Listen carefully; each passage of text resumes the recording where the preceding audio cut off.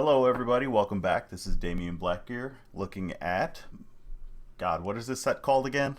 Um, Battle for Zendikar. There we it's go. it's pronounced Zendikar, sir. Zendikar. Oh, I'm And sorry. this is his noob standard buddy that's been playing Hey, Magic hey, for hey, 4 months. hey. I was going to introduce you, jerk. It's all right. Well, it's too late now. Yeah, this is Colio. Beware, everybody. Or Cole, either or, or Grognak level 26 barbarian, but that's only for special people. Yeah, yeah. Cole's been playing for about 4 months. I figured since I'm pretty much legacy minded and that format's having its own, how do we put, survival problems right now. It might be a good idea to get some other input. So Cole is helping me out here. Met Cole through Dota, and yeah, Actually, it was eHarmony. I thought it was Match.com. Shit, I can't remember now. So let's go ahead and take a look. We're going to be going through this. There are colorless cards in this. We're going to start off with the white, go blue all the way through, probably to green, and then probably loop back. We'll figure it out and do what we do. But for right now, let's go ahead and start off with first card, Angel of Renewal. Shit. It's horrible. There's no reason to play this card. God, here I was thinking Standard was liking big numbers now. Like, okay, it. You offer your input first, then I'll go ahead. I got nothing for it. Like I told you, Legacy and Eternal Minded. I wouldn't touch this card with a 10-foot pole.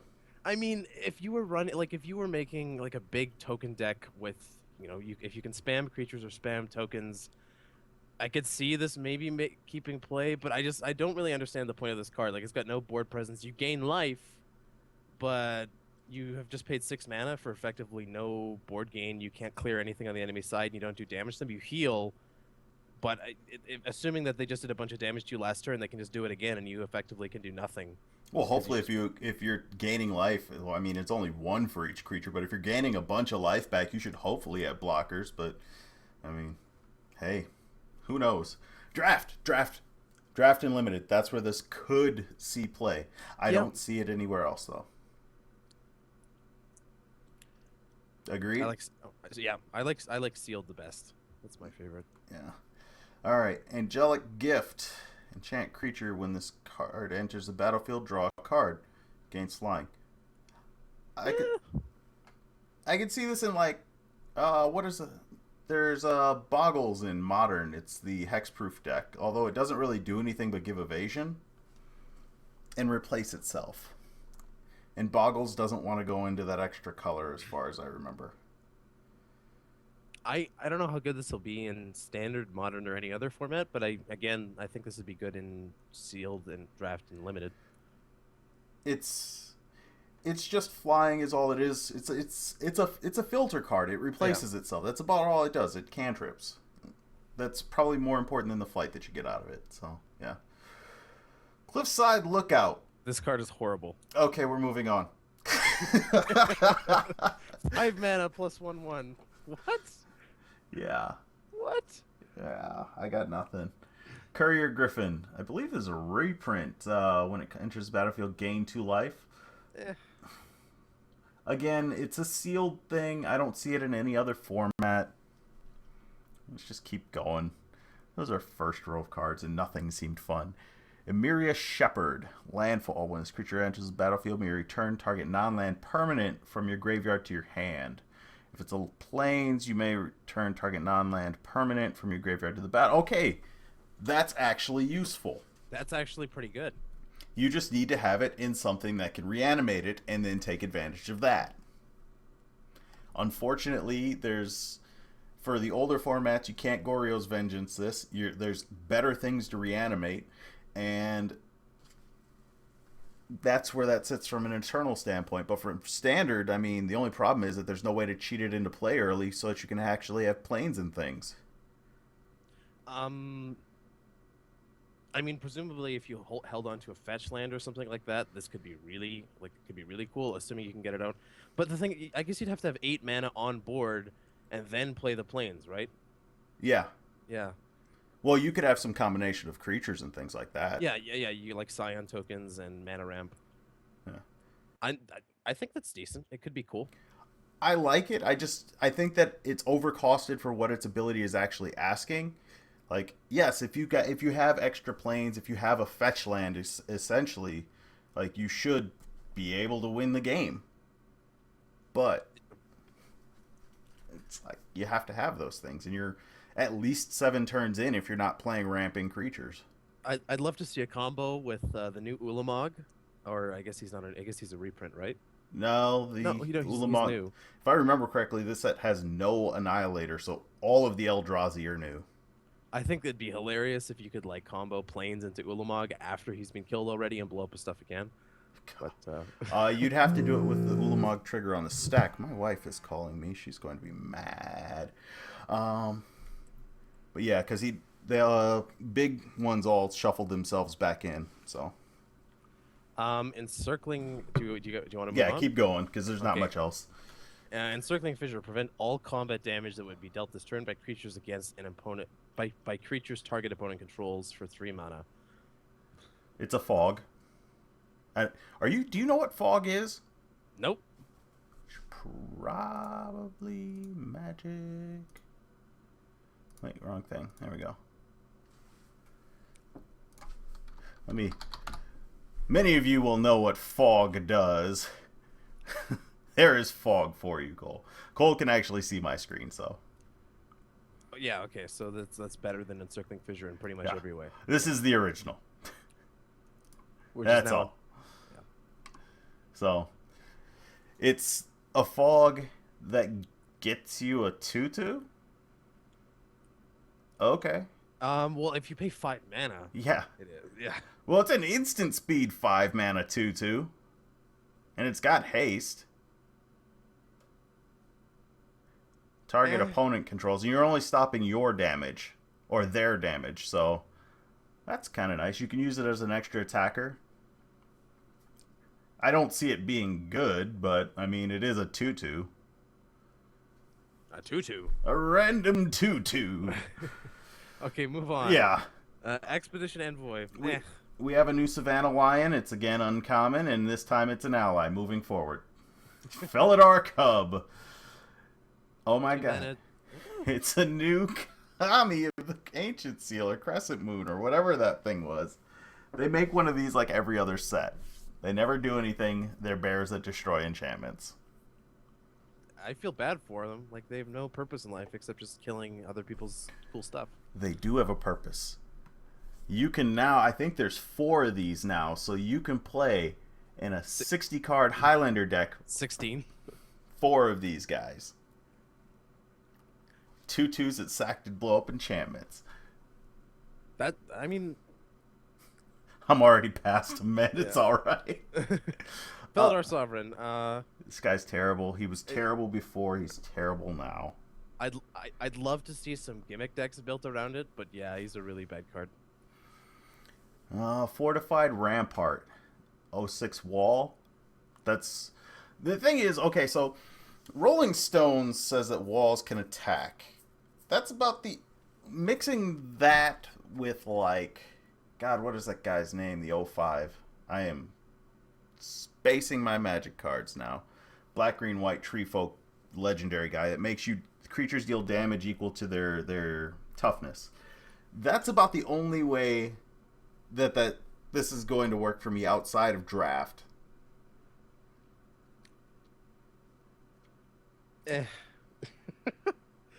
Yeah, draft. I can see this being pretty good in draft, but if you're coming up against any deck with decent elimination and standard, this card is not going to last very long. Fair enough. Like you've got Ultimate Price, you've got all sorts of different elimination, even coming out in this set too. Yeah, there's a couple of them in this set that are kind of interesting. Stasis Trap is cool. It's basically an upgraded. I mean, we'll get to that. Yeah, we'll get to it. I haven't paid attention to all of the cards. I've only looked at a couple, so. Alright, Ghostly Sentinel. Draft. I mean, this is actually a common draft creature. It's not the greatest thing in the world, but at the same time, in draft, you don't need the greatest thing in the world all of the time. You just need it some of the time. So. Next card. Gideon, ally of Zendikar. This card is fucking awesome. As you can tell, he has a hard-on for it. I mean, who wouldn't? He's a big buff guy in armor. Yeah, that armor's compensating for something. I mean, he isn't wearing a codpiece, so we do have that going. He does have that going for him. Yeah, I'm going to switch this around so that we can see it a little easier. No picture. Sorry, guys. You don't get the buff guy in armor that Cole is getting all hot and sweaty with. Let's see. Until end of turn, Gideon becomes a 5/5, so he does his indestructible trick as a 5/5 this time. That's kind of nice, and it's his plus ability, so you're pumping him. He also makes things that protect him. I believe that was the requirement for a good Planeswalker. You had to be castable. 4 mana is definitely castable. You had to have a way to win the game, and you had to be able to protect yourself. That's all it was, right? There wasn't anything else? Sure. So we can just ignore the Glorious Anthem effect, right? I mean, I think if you get Gideon like really strong, it'd be cool if you got a bunch of tokens and stuff. But it's not that great. But his +1's good and his 0 is decent. So where would you put him? What kind of deck? Because he's practically unkillable. I mean, he wouldn't be very good in an aggro deck because he's 4 mana. But he's a random pump for your entire team in an aggro deck and a post-wrath attacker. I mean, I'd love to put him in my Tragic Arrogance deck because it'd be so much fun. God, I bet you would. I like the card, I really do. Finding a place where he fits in. I think he fits in a lot of places, but the problem with that is when you fit in a lot of places, you kind of fit in nowhere. I know it seems weird. It's kind of like you're so good, like, how do I put this without sounding like an idiot? Unlike Jace, who was just, well, again, which Jace? Because pretty much all of them were just so damn good that they could fit in anywhere. This guy he's either your win condition or your follow-up win condition.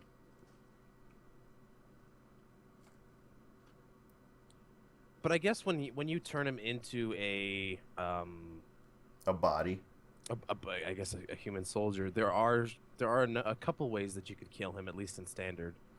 Yeah, nothing that does direct damage though. Yeah, like you could force him to sacrifice it. If you cast a card like Suppression Bonds on it, where card can't. We'll come back up and okay. Talk about that because that's that card that's also in this set, right? No, Stasis Trap is basically an upgraded version of Suppression Bonds. Okay, what do Suppression Bonds do then? It's a 3. It's a white, 2 gray, 1 white. Target creature can't block or attack or tap to activate abilities.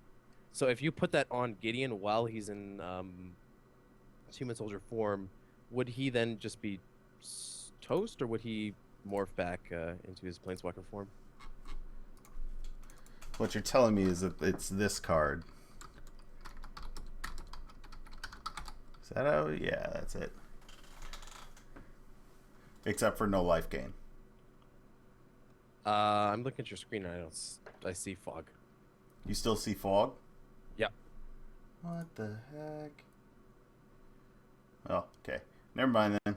Faith's Fetters. It's essentially the same thing that you just described. Except for you gain 4 life and it costs 4 mana. Okay. Alright, Gideon's Reproach. Gideon's Reproach deal 4 damage to target attacking or blocking creature. That's fine at 2 mana. Yeah, it's basically a removal spell. Yeah, it's a different kind of similar to Roast. Yeah. Yeah. Except for you have to be attacking or blocking. I mean, oh well. Yep. Hera of Goma Fata. Yeah. Whenever Hero of Goma Fata or another ally enters the battlefield under your control, creatures you can control gain indestructible until end of turn. Even more interesting than this creature and its total is Wizards' way of coming up with proper nouns nowadays. I kind of feel like they're just like throwing darts at a board. Because Goma Fata is not something that you would just randomly think of and go, I'm going to create something and make it a proper noun. I mean, I would. That's because you throw darts at a board to find out things. Inspired Charge. I don't even have a board. Just throw them at... Inspire Charge. Creatures you control. God, this spell is overcosted. There are versions of it for 3 mana, and even those weren't played. There's so many better cards. Kitesail Scout. 1/1 flyer for 1. Yep. Okay. Core Blade Whirl. Whenever it or another ally enters the battlefield under your control, creature you control get first strike. Okay. That seems pretty good. That's not terrible. First strike's actually useful now. Not the greatest, but still useful. I don't see it in any format outside of standard and draft or limited. It's certainly nice when it's there. Yeah. I guess if you were doing like a tribal thing, it'd have to be tribal ally. Yeah, it would have to be an ally, or would it have? With allies, would it have to be another core ally for it to work, or could it be any? It's any ally. Okay.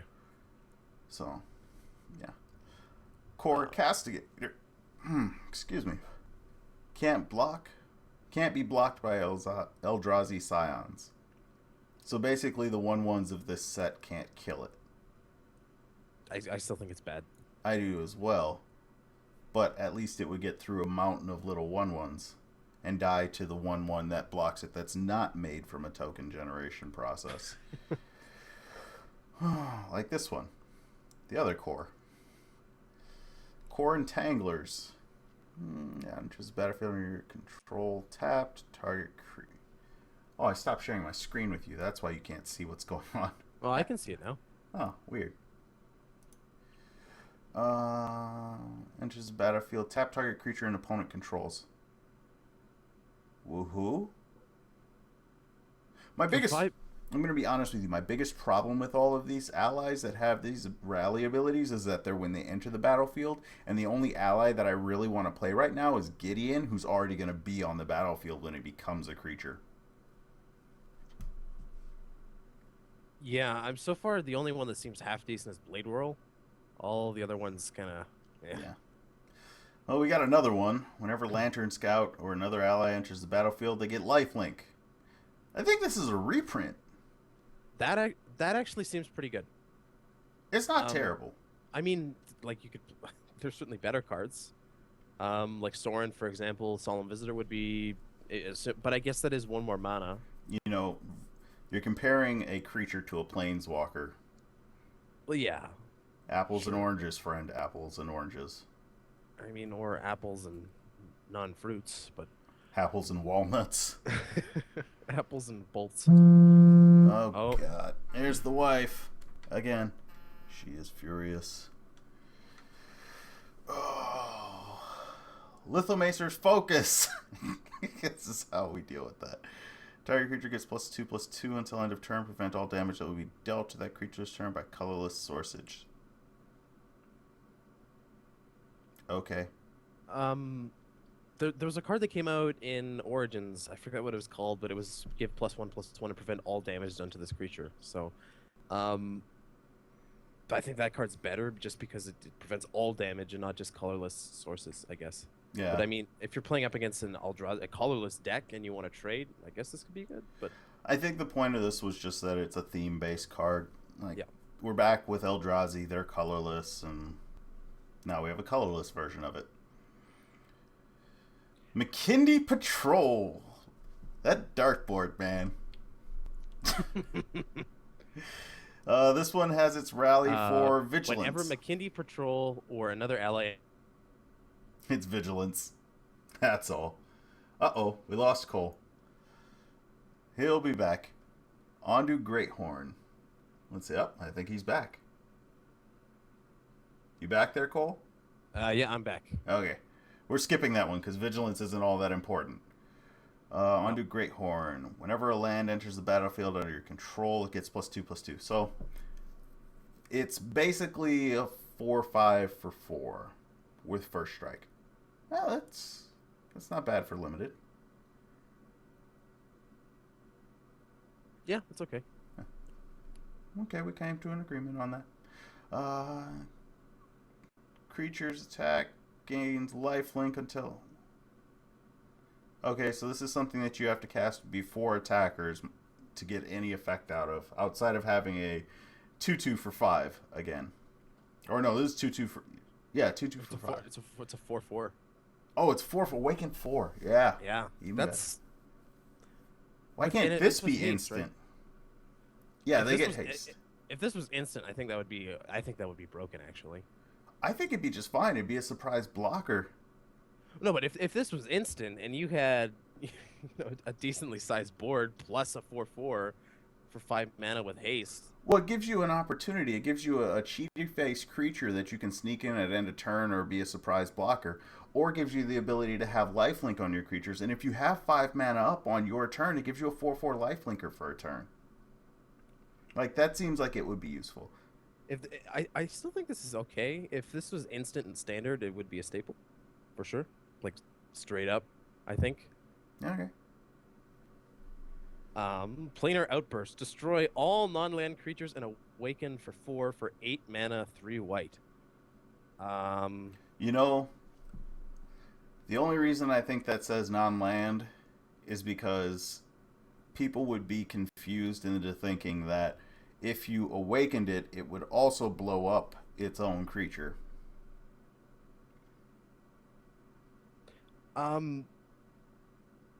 This would be fun in a land deck, in a landfall deck. Yeah. Although I don't think it's very good. No, not at all. But, yeah. So, you are aware that you do the actions of cards. Now, reminding everybody, Cole's been playing for about 4 months, so rules and everything else may not be forte. Cards are done in the order top to bottom, left to right, normal, standard. So, in this case, you would destroy all non-land permanents. And then summon. Yeah. Yeah. And I think that enough people would be confused into thinking that, oh, well, it's making a creature, but it's destroying all creatures. So I think that's why the non-land thing is actually in there. And not to save the other awakened things that you've made. Look, I played 3 hours of Judge's Tower. I know my fucking rules now. Fair enough. I don't even know what Judge's Tower is. It's where at the card shop I go to, they built a huge deck of just cards that have super complicated rules or synergies. Mm-hmm. And everyone you go clockwise. Someone draws a card. They have to play the card no matter what it is, unless they literally can't play it. And they do the effects on the card bottom to top. And as soon as someone screws up on a rule, they lose the game. Everyone has infinite health and infinite mana. Oh. Yeah. Okay. All right, next up, Quarantine Field. I like this card. Quarantine Field, it's granted it's 2 white and double X, so you're paying 2 to get rid of one thing. So it's 4 mana to Oblivion Ring something. It's 6 mana to Oblivion Ring 2 things. But after that point, like you're down on the first one, you're even on the second one, and everything else that you're getting rid of after that, you're positive on. I'm gonna have to recall you because you sound like a robot. Okay. That's how we do that. Hello? Hello. That's a bit better. Okay. Um, It's just a lot of mana to actually get ahead. Like, it's 6 mana to break even. And it's 8 mana to be ahead. And I think that's huge. I think it's a really cool card. I do too. I wish that this triggered every turn as well, though. But that's me and my wanting things to be absolutely broken everywhere. Fucking legacy player. Bring back survival. I didn't play it. I'll play against it still. Dirty. All I know is legacy is not nearly as broken as vintage. No, that's entirely true because there are more cards. Power 9. That's what happens when you have a bigger card pool. The ability to do more broken things becomes available. I think like Quarantine Field, if you play it for 4 mana, it exile 2 creatures for 4 mana. Well, it's not exile 2 creatures for 4 mana. It's exile 2 creatures for 6 mana. Is it? Double X. Oh, it is. Yeah, shit. Yeah, like if you got serious mana ramp, that would be really like you could Yeah. you could kill a lot of creatures, but otherwise, no, I don't think it'll work in standard. Mm-hmm. Retreat to Emeria. Put a 1/1 into play whenever you landfall, or creatures you control get +1/+1 until end of turn. Okay. Hmm. At 4 Yeah. mana, I don't think that this is really all that impressive. No. Alright. Royal's Retribution. 5 damage divided anyway, target attacking or blocking. See, you got the other one that did 4 damage, the Gideon's one. What was that? Gideon's Reproach. That does 4 damage to one thing. So, like... It isn't divided, though, I guess. Yeah, but who cares? Like, oh, it's among any number of target blocking or attacking or blocking creatures. Yeah, that's bad. If it was just among enemy creatures, I think that would be yeah, it would be fine, but it's in the wrong color then. Yeah. So, I don't see a point to this one. I'd rather play the other one. It's cheaper. It gets the job done for the creatures that I care about. The other ones I should be able to deal with. Serene Steward. Yeah. Whenever you gain life, you may pay 1 white mana. If you do, put a 1/1 counter on target creature. A 2/2 for 2's, it's not bad.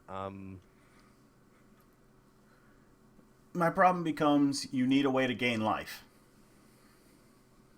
Yeah. That's not a bad problem to have. Well, it is a bad problem to have when you need the life, but it's not a bad problem to have something that can take advantage of this. It makes it harder for your opponent to win the game under most situations. But at the same time, this is basically just a 2/2 for 2 that gives you a way to tax yourself to gain life. Or, I'm sorry, to get stronger. But if you're running Felidar Sovereign... Yeah. Shadow Glider. A 2/2 flyer for 3, that's pretty standard for... 3 mana. Yeah. It's a 2/2 flyer for 3. Oh, I thought you said 2/2 for 2. I'm no. stupid. 2/2 flyer for 3. Yeah. 3-drop. Destroy target tapped creature. Awaken for 6 mana. You get 3 1/1 counters. Mm-hmm. See, something I just realized, you can awaken the same land over and over and over again. Theoretically, yeah. Because it stays a land, and all that this cares about is that the creature becomes a creature, elemental, with haste, and it's still land. And then it gets whatever counter. So all you're doing is putting on more counters. So you can awaken a bunch of stuff.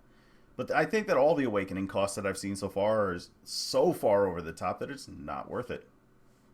I know sheer drop. Yeah, I don't like the thing is there was a card that came out last set called Swift Reckoning where it was destroy target tapped creature. It's a sorcery, but as Spellmaster, if you had like 2 or more instant or sorcery cards in your graveyard, it now has flash, so it's effectively an instant. Oh, that's fine. And it's 1 mana cheaper, and it's better than this one because, 6 mana for 3 awaken though, like that's a.